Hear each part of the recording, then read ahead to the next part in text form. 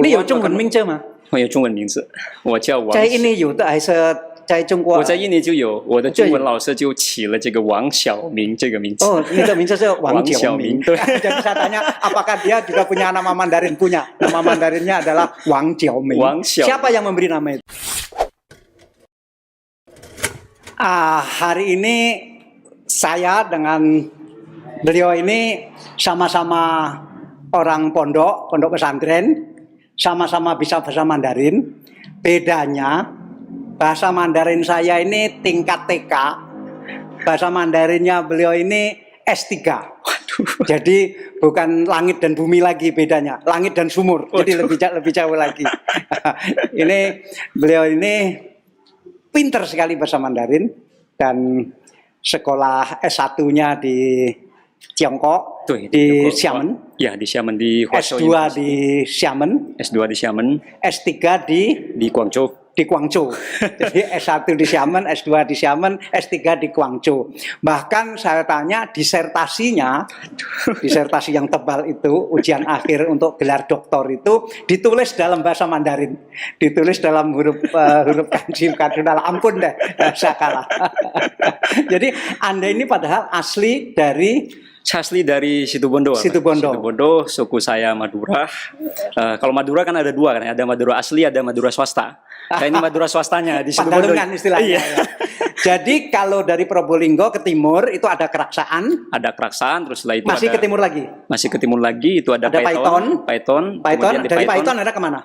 Di Paiton masih ke timur itu ada satu desa kecil Besuki. Besuki masih ke selatan. Oh, itu ada suatu gunung. Jadi belum sampai ke Situbondo. Belum sampai Situbondo sudah ke selatan. Di desa dong berarti. Di desa itu makanya saya sering bilang saya ada di lantai 8.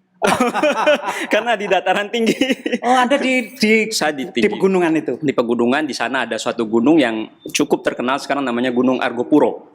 Oh, Argopuro Anda di lereng Gunung Argopuro. Saya di lereng Gunung Argopuro. Jadi mondok pertama di pesantren Nurul Jadid, Paiton, Probolinggo. Ya. Pondok pesantren Nurul Jadid itu besar sekali. Itu tidak jauh dari PLTU Paiton itu. Minggu lalu saya ke sana. Saya tahlil di makam. Ya. Dan saya kagum dengan pondok Nurul Jadid karena menerapkan protokol COVID-nya luar biasa. Ya, jadi saya waktu tiba di pondok pesantren itu, saya nggak bisa masuk. Saya bilang, saya ini Pak Dahlan Iskan.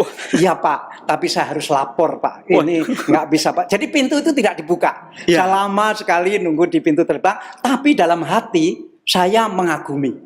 Ya. Ini yang betul harus seperti ini. Ya, makanya Nurul Jadid dapat penghargaan sebagai pondok pesantren terbaik dalam penanganan COVID. Oh gitu? Itu dari PBNU kemarin. Oh, memang dapat penghargaan? Memang dapat penghargaan, memang luar biasa. Ya, mungkin saya tidak peduli siapa. Saya ditahan di depan itu lama sekali, tapi saya tidak ngomel, saya bahkan kagum. Ya, padahal saya tadi sudah siap-siap kalau saya ditahan di pintu tol nggak bisa masuk, saya mau bilang saya tamunya Pak Dahlan Iskan. Siapa tahu bisa dibukakan gitu. Nggak ampuh kalau itu di pondok pesantren Nurul Jadid. Iya. Kemudian saya tahlil di makamnya pendiri Nurul Jadid, yaitu Kiai Zaini Munim. Ya. Dan sama istri tahlil di situ cuma berdua. Ya, karena memang dan kebetulan memang sedang libur sekarang. Anda di pondok pesantren itu sampai tingkat apa? Saya SMP lulus di desa, kemudian setelah lulus itu saya masuk SMA. Waktu itu saya sebenarnya mau masuk pondok pesantren itu sejak lulus SD, tapi ibu saya bilang, wah kamu masih terlalu kecil, apalagi kamu masih anak tunggal, itu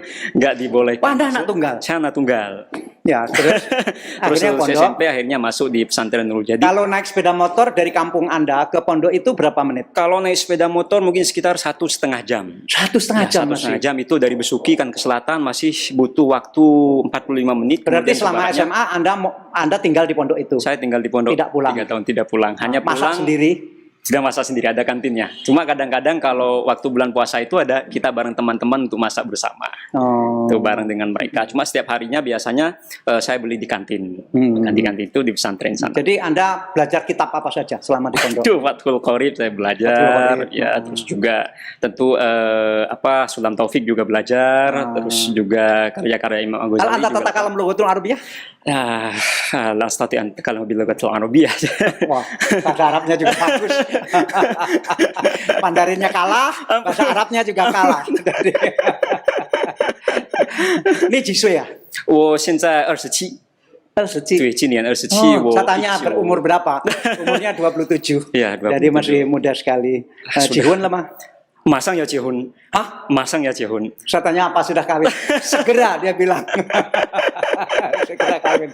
segera menikah 差不多 跟哪一位？跟哪也是哪里的女士？也是在西都温度的一个女士，她也是 Nurul Jadid 毕业的，但是她从 Nurul Jadid 毕业以后就搬到 Gontor 去读书。 Oh, 所以在Gontor毕业的。对，在 Gontor 毕业， Oh, 大学 jadi 是在 Gontor 毕业。 saya tanya dari mana calon istrinya yang itu berapa lama lagi kawin? Sekitar 1 minggu lagi ya, Bah. Saya Aduh, menikah. selamat ya. Terima kasih. Saya tanya dapat gadis dari mana? Ya. Gadis dari situ Bondo juga, satu pondok juga di Nurul Jadid, Ya, tetapi ya. bedanya setelah Nurul Jadid dia melangsungkan ke pondok Ke Gontor. Gontor, betul. Gontor mungkin di Mantingan ya. Di Karena Mantingan. putri, kalau yang Ya, laki-laki di pondok. Ponorogo. Benar, benar. Nah, jadi Kalau saya tersesat di Jalan Aseng di Tiongkok.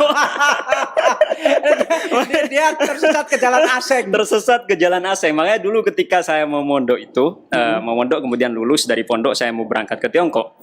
Itu orang-orang desa saya masih bertanya, ini lulusan pondok kok perginya ke Tiongkok gitu, kok nggak ke Arab gitu. Pandangan-pandangan di desa Ya, itu kan masih begitu. menganggap Tiongkok sebagai ya berpaham kiri yang anti agama gitu kan. Ini nanti kalau di Tiongkok ini jangan-jangan makan satu ini nanti gitu. Yang paling ditakutkan makan babi. Yang paling ditakutkan makan bab satunya itu, curonya itu. Berapa orang Anda ke Tiongkok waktu itu? Saya generasi pertama, Bah, dari Nurul Jadid. Nurul Jadid. Saya lulus 2010. Berapa orang? Saya waktu itu satu-satunya santri Nurul Jadid yang dikirim ke Tiongkok. Tahun Anda 2010. berani sekali sebagai orang Madura, Orang Madura, sebagai orang pondok. bermental sakera, dan itu alumni pondok. Dan yang saya kagumkan mungkin orang tua saya, karena mereka bisa memasrahkan anaknya yang tunggal untuk pergi jauh, dan itu pemikiran orang desa kan. Itu suatu hal yang tidak mudah menurut saya. Ayah kerja apa? Ayah kerja buka toko, ibu juga Di desa jaga toko itu? di desa. Toko apa? Sembako. Sembako dan juga ada bangunannya kecil-kecilan untuk Terus menopang kehidupan. punya sawah. Ada, kalau sawah tidak ada, kalau Tegalan ada. Oh, Tegalan. Ya, Oh, Tegalan karena di ada. gunung ya. Karena di gunung. Ya. Tanam apa Tegalannya? Sekarang ada ditanam sengon, ada ditanam porang, juga macam-macam. Jadi Anda berangkat ke Tiongkok ke kota Xiamen. Ke kota Xiamen. Kota Xiamen itu kota terbesar di provinsi Fujian, Ya. bukan ibu kota provinsi, Ya. tapi kota terbesar. Juga disebut dengan nama kota Amoy. Amoy.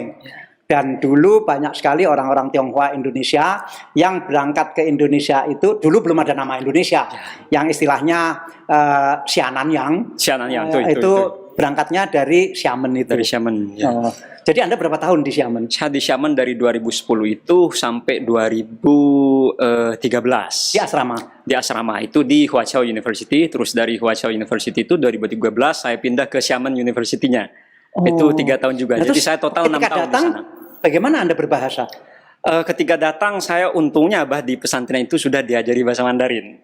Jadi sudah lumayan bisa belajar untuk berbahasa itu. Jadi hampir tidak ada masalah ketika nyampe ke sana. Iya, karena waktu itu, waktu saya masih sesuatu dulu, saya bersama Presiden Pak SBY waktu itu ke Beijing, Ya. dan di sana menandatangani satu perjanjian bantuan pendidikan, dari Tiongkok ke Indonesia, tapi bentuknya adalah pengiriman guru Betul. bahasa Mandarin ke sekolah-sekolah di Indonesia, terserah siapa yang mau terima, dan ternyata Nurul Jadid Ya, mau dan yang terima. mendapat manfaat salah satunya adalah saya. Itu guru bantu dari Tiongkok itu dikirimkan ke Nurul Jadid pada waktu itu. Cewek atau cowok gurunya? Cowok semua kan. cowok semua. Karena kan ke pondok antara- pesantren ya? putri dengan putra dipisah. Nah, kalau guru cowok itu bisa. Jadi Anda berapa tahun di Nurul Jadid diajari oleh guru native speaker dari Tiongkok? Saya dari 2007 itu ke pondok, kemudian 2010 lulus 3 tahun, Pak. 3 tahun. 3 tahun. Itu 1 minggu berapa kali? Itu 1 minggu sekitar ada 2 kali kalau 1 saya minggu tidak 2 salah kali. ingat ya. Cuma intensif karena kan di pesantren itu ada dibagi, ada sekolah unggulan dengan sekolah reguler. Ada Nah, saya unggulan. di jurusan bahasa yang unggulan itu. Oh. Yang bahasa itu diasramakan, jadi di asrama itu setiap harinya harus pakai bahasa Mandarin atau bahasa Inggris atau bahasa Di Nurul Jadid. Di Nurul Jadid. Hebat, hebat. Itu kalau tidak pakai bahasa itu diberdirikan, dihukum. disanksi, dihukum. Oh. Jadi memang dipaksa untuk membentuk lingkungan Padahal berbahasa. ustadz-ustadz di situ kan waktu itu belum ada yang bisa bahasa Mandarin ya. belum ada yang bisa bahasa Mandarin. Cuma Nah, guru yang dari Tiongkok itu tinggal di mana? guru yang di Tiongkok tinggal di luar pondok, tapi itu sering di pondok pesantren kami sering masuk, dan itu kebetulan guru pertama saya itu suku Hui. Oh, dia Islam juga. kemungkinan dia Islam tapi tidak menampakkan keislamannya gitu. Tapi dari Hui kemungkinan besar dia Islam. Hampir terus 100% suku hampir Hui itu 100% Islam dan itu sering ini dikerjain sama teman-teman kami, disuruh pakai sarung, disuruh pakai kopiah dan dan dia oke-oke aja, nggak ada masalah gitu. Ya, dan dia tinggal di luar pondok membaur dengan masyarakat setempat. Terus namanya siapa dia? Namanya yang guru pertama saya Niu Siwei. Nggak diberi nama Madura. Diberi nama Madura, itu tidak ada nama Maduranya, masih pakai Terus manggil nama sehari-hari Maduranya. apa? Niu Lause. Lause, Niu Lause. Lause. Ya. Niu Lause. Itu Niu Lause, Niu sapi. Niu sapi. Ya, Niu Lause. Ya. Tuh, suku itu yang menarik sekali. Kemudian guru Dia dari kedua mana? saya, dia dari Tianjin. Oh, dari Tianjin. Tianjin kalau tidak salah saya komunikasi Ya, terakhir kampung itu. saya yang kedua. Nah, kampung yang kedua benar. Setelah operasi ganti hati. Ya. Jadi itu dia ngajar di pondok itu berapa santri di Nurul Jadid itu yang waktu itu ikut program Mandarin? yang santri Nurul Jadid kalau awalnya yang jurusan bahasa itu tidak begitu banyak, mungkin ada sekitar 22. Cuma kemudian banyak lah. ya lumayan. Cuma setelah saya ada santri yang dikirim ke Nurul Jadid pada tahun 2010 itu, kemudian jurusan bahasa menjadi jurusan favorit. Bahkan saya dengar-dengar sampai menolak-nolak siswa karena udah Sekarang saking ini. banyaknya. Jadi SMA di Pondok Pesantren Nurul Jadid jurusan bahasa Mandarin Jurusan bahasa Mandarin sampai sampai menolak-nolak. menolak-nolak Saking siswa, banyak yang saking berminat. banyaknya yang berminat untuk belajar bahasa Mandarin dan kemudian studi di Tiongkok. Karena Nurul Jadid itu sejak 2010 saya kan angkatan pertama baru 1 orang yang dikirim. Tahun 2012, 2011 masih jeda. 2012 itu kirim sekitar 3 siswa lulusan SMA. Kemudian setelah itu baru banyak sekali. Ini有中文名字吗？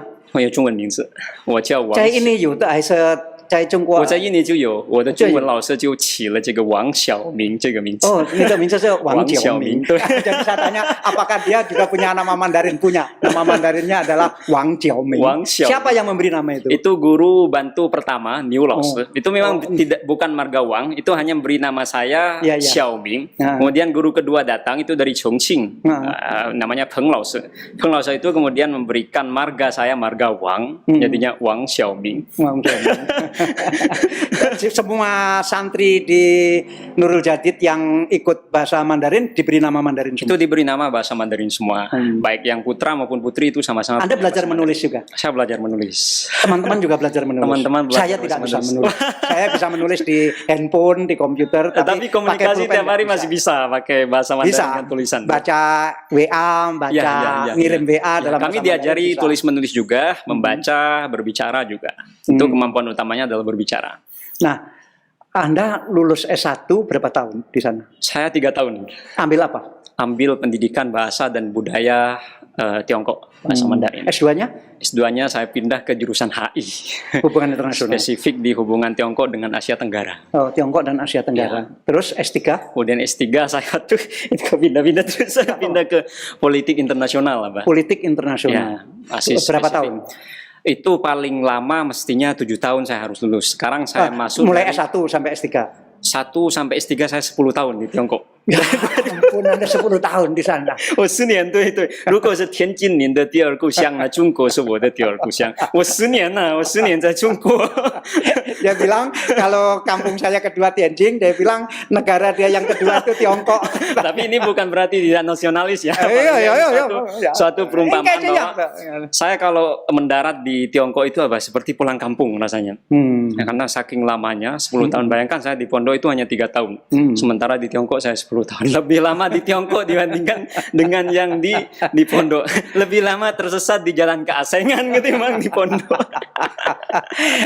Anda nggak pengen mengajak bapak ibu Anda melihat Tiongkok? Ya, saya rencananya setelah lulus S3 pengen mengajak ke sana. Dulu saya S1 selama 3 tahun tidak pernah pulang kampung. S2 saya pulang kampung tapi tidak mengajak orang tua saya untuk menyaksikan prosesi wisuda saya. Saya rencana S3 setelah lulus saya pengen saya bawa ke Tiongkok supaya lihat. Cuma kan biasanya orang tua yang tinggal di desa itu keinginan terbesarnya malah mau dihajikan atau umroh. Ya. Betul. Sepertinya kalau disuruh memilih mungkin lebih memilih untuk umroh ketimbang ke Tiongkok. Ya, betul. Ya umroh tapi lewat Xiamen. Oh boleh. Ya. Kan umroh bisa jurusan nanti Surabaya, Guangzhou, Jeddah. Sekalian mungkin di Guangzhou bisa ziarah ke makam sahabat Nabi ya. Saat bin Nabi Waqqas karena kan ada dimakamkan di sana. Iya. Anda pernah ke sana ya? Saya pernah ke sana. Ya, tentu saya saya pernah ke juga. sana. Ya. Nah, setelah Anda jadi doktor, jadi Anda ini berarti doktor ilmu politik, Ilmu politik. khususnya mengenai hubungan Tiongkok dan Tiongkok Asia dan Asia Tenggara. Tenggara. Nah, apakah di Tiongkok, Islam di Tiongkok itu lebih ahli sunnah atau lebih wahabi atau lebih apa? Saya melihatnya sih lebih sunnah, Pak. Lebih Memang sunnah, ya? lebih sunnah, dan itu madhabnya memang madhab Hanafi ya, dibandingkan dengan sini yang madhab Syafi'i. Saya lihat juga praktik keislamannya sebenarnya kurang lebih dengan praktik Islam di Indonesia. Mereka kan biasa juga nyekar ke makam leluhur. Ya, terutama hari Lebaran ya. Terutama hari Lebaran. Nah. Itu kalau di sebelah Masjid Sa'ad bin Abi Waqqas di Guangzhou kan ada makam yang diyakini sebagai makam sahabat Nabi. Itu setelah Jumat biasanya mereka nyekar masih ke makam. Oh, setelah Ya, Jumat. setelah Jumatan itu mereka masih nyekar juga, kemudian mereka melaksanakan Maulid Nabi, juga ada perayaan seperti itu. Saya pikir ya Ahlus Sunnah. Memang ada sebagian kecil yang Syiah, tapi itu kan hanya sekian persen dibandingkan dengan Ya, sama di yang mana-mana Sunni. Di begitu. mana-mana itu ada. Kalau perkembangan Wahabi bagaimana? Kalau Wahabi saya lihat itu ada di Tiongkok, makanya sekarang Tiongkok menganggap itu sebagai suatu bentuk radikalisme agama. Oh. Itu mulai Jadi banyak yang salah paham, dianggap Tiongkok ini memerangi Islam. ya. Nah, kalau boleh dibilang, dan ini Anda tulis di buku ini, Saya tulis di buku. saya lihat dia menerbitkan buku bagus sekali, judulnya Islam di Cina Dulu dan Kini oleh Novi Basuki. Ya namanya ini Novi Basuki. Namanya Novi Basuki. Tadi nama Mandarinnya Wang Xiaoming. Wang Xiaoming, tapi nama Maduranya Novi Basuki. Nama cewek tapi cowok asli. Oh iya ya, nama kayak cewek ya. Nah, ini ditulis di sini, memang di mana-mana paham Wahabi yang datang dari Arab itu dicoba dikembangkan, termasuk di Tiongkok. Dan itulah yang menjadi perhatian utama oleh pemerintah Tiongkok sekarang. Kok menjadi Islam ini menjadi seperti Arab begitu. Itu, makanya mereka disebut sebagai Alapohua, Arabisasi. Oh. Mereka sekarang kan banyak juga yang kemudian disalahpahami oleh banyak orang bahwa Tiongkok kan menghancurkan masjid-masjid, padahal sebenarnya yang disasar kan adalah masjid-masjid yang kubahnya seperti bawang, katanya mereka kan.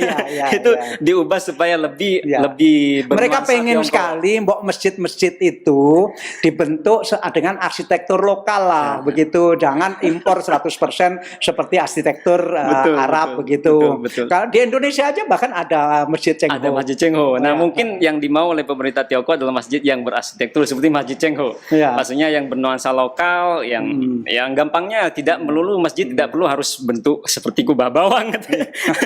Bisa seperti kelenteng, yang penting esensinya itu masih masjid. Anda pernah khutbah di Tiongkok? Oh, nggak berani. Itu kalau khutbah di Tiongkok kan memang itu khusus untuk imam-imam yang sudah di Tiongkok mereka. Itu pengurus masjid pun harus anggota Partai Komunis. Harus anggota sekalipun Partai bukan Komunis. Anggota partai, tapi itu digodok di sekolah khusus di Institut Agama Islamnya mereka kan, Islan Jiao Jing Xueyan. Karena tetap Anda orang asing ya. Tetap orang asing itu tidak boleh, tidak dibolehkan untuk sana. Tapi kalau puasa itu nggak masalah. Puasa, sholat di masjid itu hampir nggak ada masalah sama sekali. Nah, nanti Anda, masa depan Anda di mana setelah punya doktor ilmu politik ini? Kalau saya berkaca, kalau berpikir dengan hitungan matematis, memang di Tiongkok lebih punya kesempatan yang lebih besar. Oh, Anda bisa ngajar di sana? Saya pernah ngajar di Tiongkok. Saya pernah ngajar di Guangxi. Pakai pengantar bahasa Mandarin? Pakai pengantar bahasa Mandarin. Wow. Saya juga pernah di Guangxi, itu 1 tahun. Saya awalnya jadi visiting scholar di sana, kemudian punya kesempatan untuk mengajar selama 1 tahun, dan kemudian saya pernah mendirikan, kalau disebut mendirikan kok kurang enak. Saya pernah menginisiatori pendirian suatu jurusan sastra Indonesia di Hefei namanya, Hefei University of Technology. Itu baru di Anhui. Itu sekitar tahun 2019 yang lalu. Itu sudah buka jurusan bahasa Mandarin, jurusan bahasa Indonesia. Di sana sudah mulai menerima mahasiswa. Saya dengar sekitar ada 20 orang di sana. Sampai sekarang masih ada? Sampai sekarang masih ada. Itu baru buka jurusan itu. Saya pengen lihat nanti ke sana. Ya, itu. Jadi kalau secara matematis memang di Tiongkok lebih membuka kesempatan yang seluas-luasnya. Cuma saya berpikir juga, karena saya anak tunggal, dan saya pendidikan di pesantren itu harus takdimul ustadz, harus takdimul orang tua.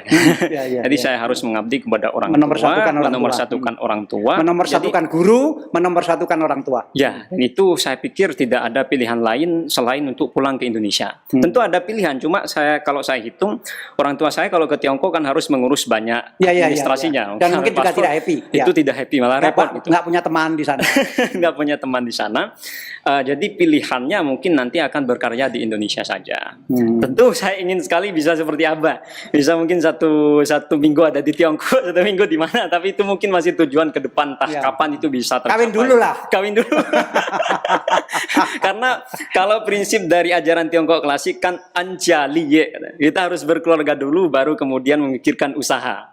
Anja dulu, baru liye belakangan. Gitu.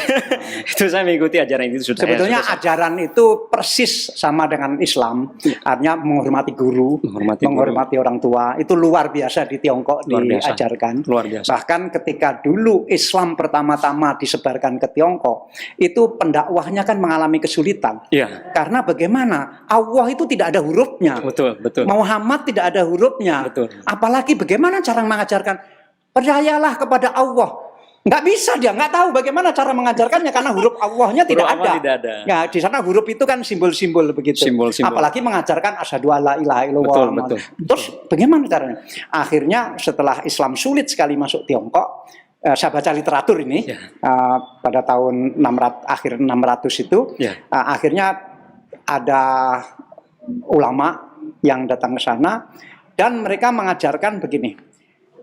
Akhirnya orang mau menjadi Islam. Pokoknya Islam itu sama dengan Konghucu persis. Betul. Yang menghormati orang tua, yang menghormati guru, yang harus berbuat baik. Bedanya hanya nggak boleh makan babi. Itu aja.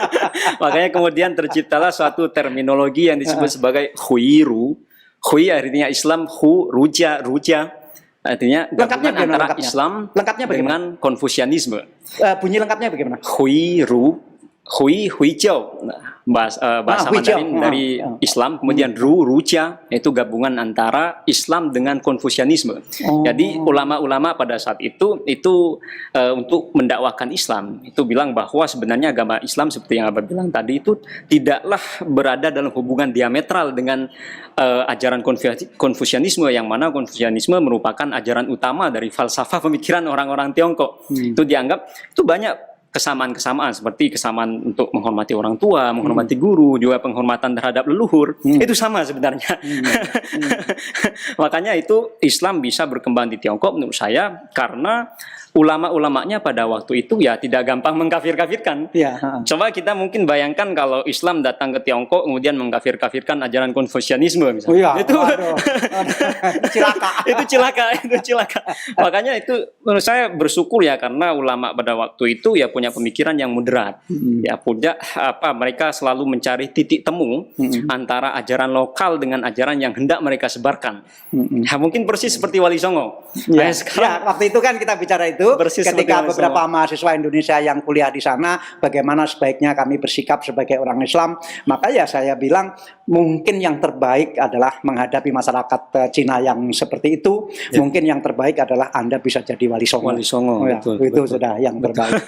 Tapi karena kalau menjadi Wahabi mungkin ya itu tadi penolakannya akan sangat keras. Penolakannya luar biasa, apalagi sekarang. Sebenarnya ulama dulu Islam sempat pernah ditolak di Tiongkok oleh masyarakat lokal karena dianggap ajarannya tidak sama dengan ajaran yang diterapkan selama ini di masyarakat. Mereka tidak boleh makan babi, sementara masyarakat Tiongkok makanan sehari-harinya babi. Tapi kemudian ulama sana kemudian mencari titik temu supaya Islam lebih diterima oleh masyarakat dan akhirnya bisa diterima.